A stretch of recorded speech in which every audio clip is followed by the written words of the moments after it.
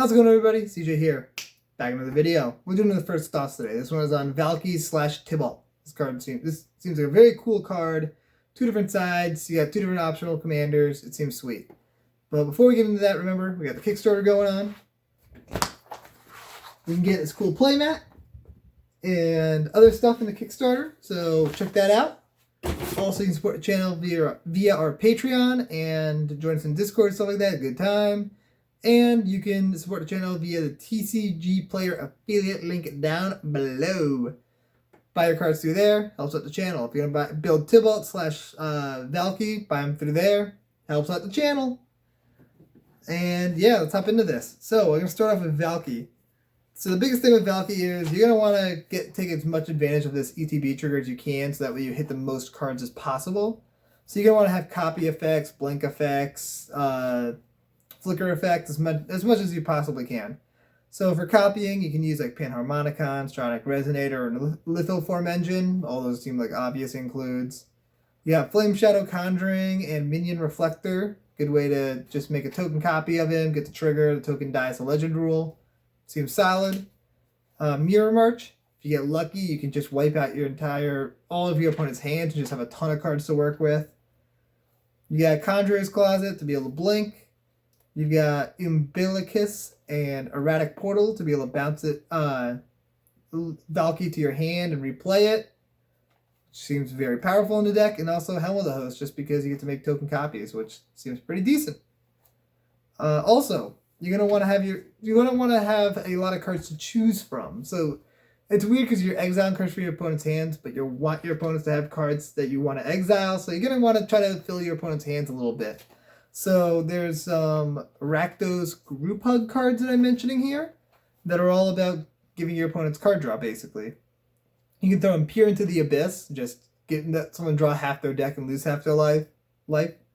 You got Season Perverter of Truth, which at the beginning of each player's upkeep, that player loses 2 life and draws 2 cards, so it's just a lot of extra card draw.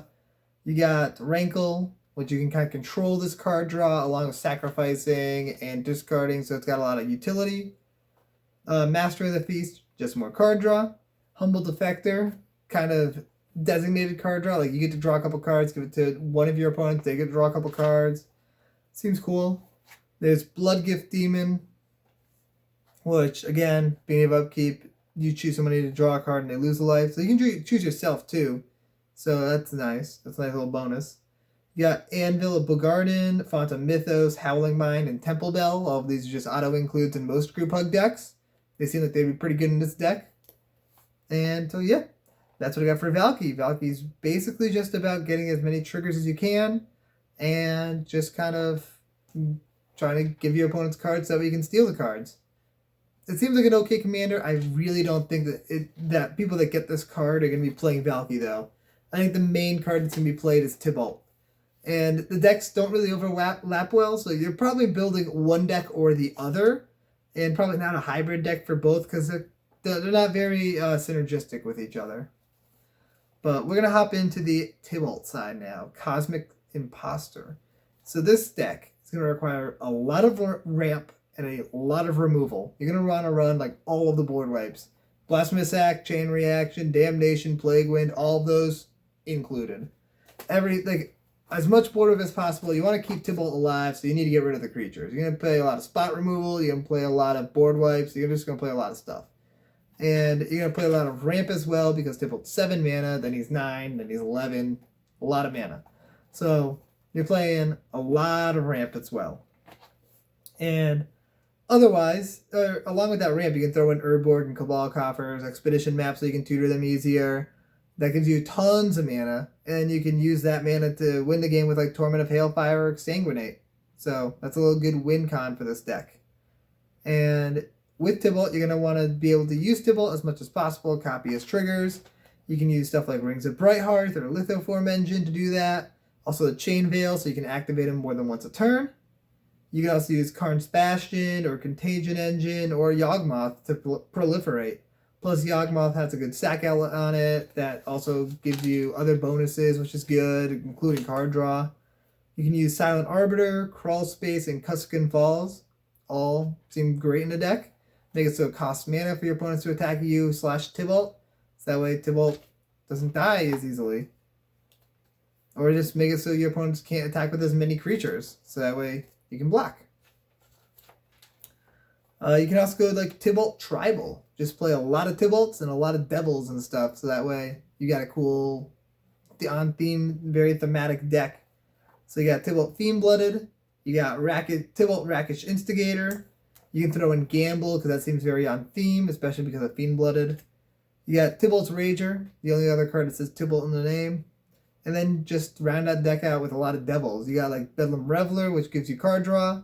Fiendish Duo to double damage. Havoc Jester, because you're going to be sacrificing a lot probably in this deck. So that's just good. Bang, bang, bang. Same thing with Mayhem Devil. You got Zerzoth, Chaos Rider, probably like one of the best Devils. That's an auto include in this deck. It seems like a cool deck. I think I got a good feeling that Tibalt's going to be seen at a lot of tables. He's going to be a very memey deck, but also a pretty scary deck to play against. And if they're playing the Planeswalker side, once they get that thing down, he is a very powerful Planeswalker. If he doesn't die, then he wins the game. Like, Tibalt is very, very powerful. And yeah, that's what I got for Tibalt, the Cosmic Imposter in Valki, whatever.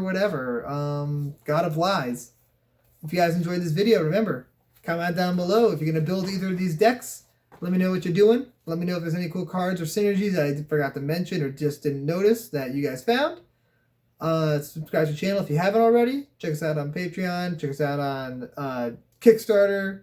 And check us out on Twitch and Twitter and all that jazz. I got a lot of links down below, so click on all of those. Click on all those links.